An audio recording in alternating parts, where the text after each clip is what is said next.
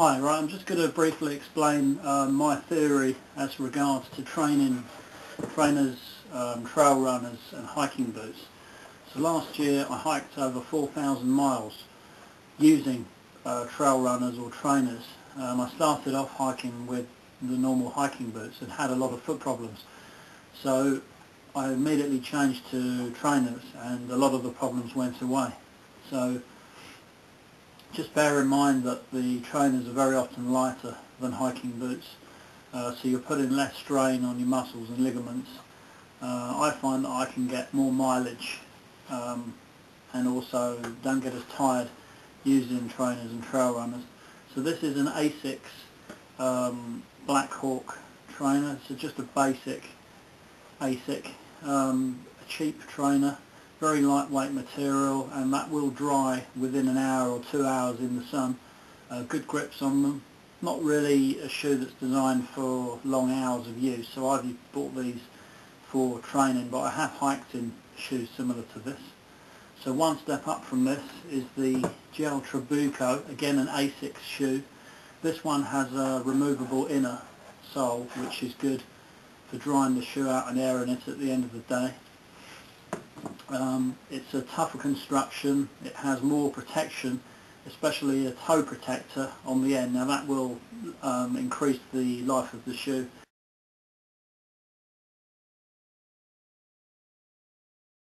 It also has a thicker sole, the Duomax sole, which again will protect your foot more.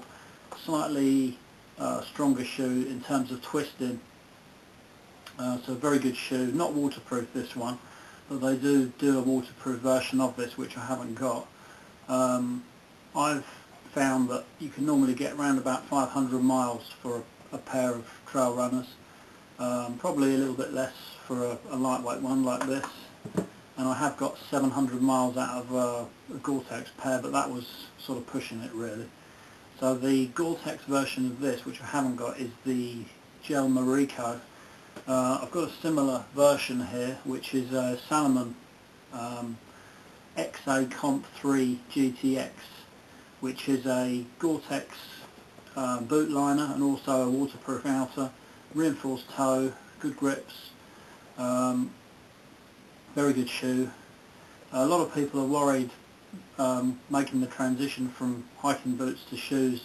You know, you're going to get wet feet because you haven't got the extra height to the shoe or the boot. That's a good point. If you're going to go wading through streams, you know, and the water's going to go over this lip, you're going to get wet feet. One thing to bear in mind is that trainers tend to dry out, or trail runners dry out quicker than boots. If you get a bootie wet inside a boot, it's going to take a long time to dry out, particularly if it's a Gore-Tex liner.